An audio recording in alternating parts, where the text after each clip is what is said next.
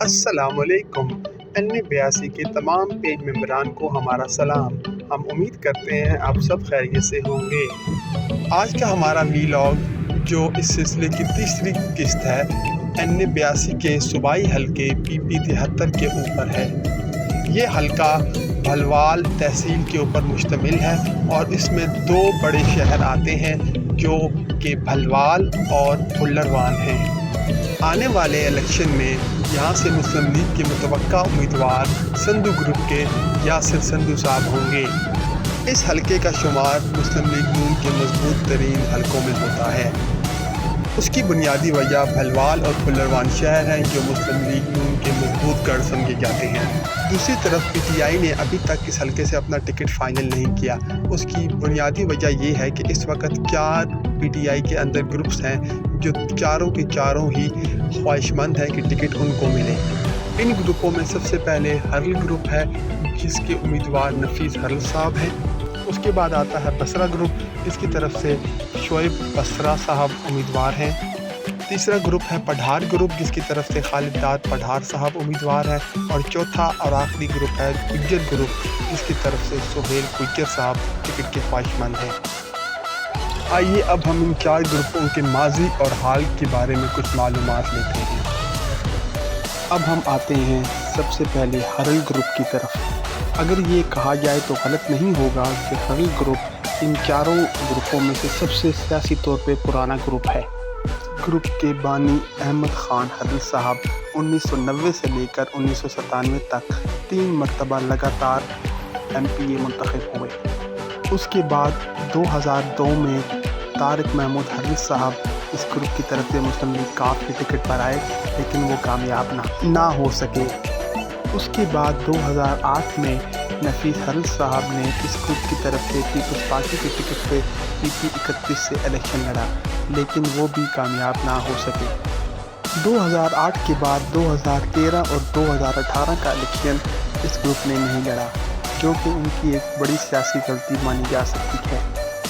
اگر ہم حال میں آئیں تو یہ کہنا غلط نہیں ہوگا کہ ہر گروپ کے اس وقت PTI کے اندر صوبائی اور قومی سطح پر لیڈران کے ساتھ اچھے تعلقات ہیں، اور یہ ایک بڑی وجہ بن سکتی ہے اگر ٹکٹ ان کو ملا۔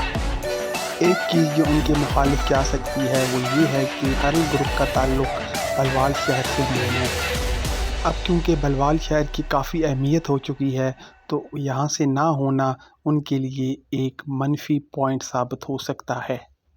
اوور آل ہرل گروپ کا ایک مضبوط سیاسی ماضی اور حال میں PTI کے قومی اور صوبائی لیڈران کے ساتھ اچھے تعلقات ان کا ٹکٹ ملنے کا باعث بن سکتے ہیں۔ اب ہم آتے ہیں بصرہ گروپ کی طرف جہاں سے ان کے امیدوار شعیب بصرہ ہیں۔ ان چاروں گروپوں میں سے سب سے پرانا تعلق PTI سے بصرہ گروپ کا ہے کیونکہ انہوں نے 2011 میں PTI کو جوائن کیا۔ اگر ہم شعیب بصرہ کو دیکھیں تو ان کا جو بیک گراؤنڈ ہے وہ ایک بزنس فیملی سے تعلق رکھتے ہیں۔ ان کا کنو کی ایکسپورٹ کا بزنس ہے اور ان کی کمپنی کا نام نیشنل فوڈ ہے۔ کیونکہ ان کے کاروبار کا تعلق زراعت سے ہے تو ان کے بھلوال اور ارد گرد کے چکوک میں رہنے والے زمینداران سے اچھے تعلقات ہیں۔ کیونکہ یہ تعلقات کاروباری بنیاد پر ہیں اس وجہ سے ان کی تمام پارٹیز کے لوگوں کے ساتھ اچھے روابط ہیں۔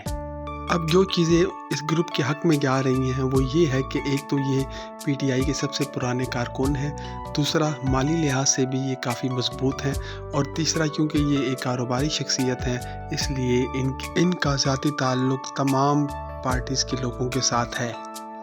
مگر ان تمام باتوں کے ساتھ ایک چیز جو قابل غور ہے وہ یہ ہے کہ انہوں نے اس سے پہلے کبھی بھی الیکشن نہیں لڑا، نہ بلدیاتی نہ صوبائی، اور یہ چیز ان کے اگینسٹ جا سکتی ہے۔ اب ہم آتے ہیں پڑھار گروپ کی طرف۔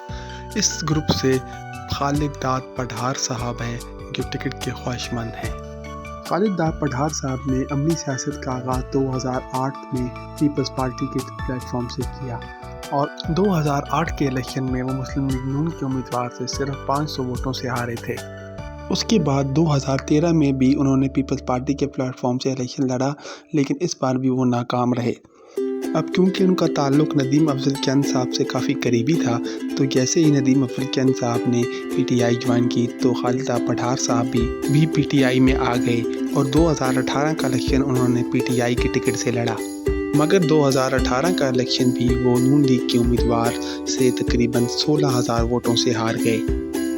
उसके बाद जब नदीम अफजल चंद दोबारा पीपल्स पार्टी में गए तो ये कभी उम्मीद की जा रही थी कि खालिदा पठार भी वापस पीपल्स पार्टी में चले जाएंगे, मगर उन्होंने इसके बरक्स पीटीआई में रहने का ही फैसला किया। अब जो अवामिल उनके हक़ में जा रहे हैं वो ये है कि वो पीटीआई के इस हल्के से सबका टिकट होल्डर हैं, और दूसरी बात ये है कि उन्होंने नदीम अफजल चंद की गुर्बत के बावजूद पीपल्स पार्टी ज्वाइन नहीं की।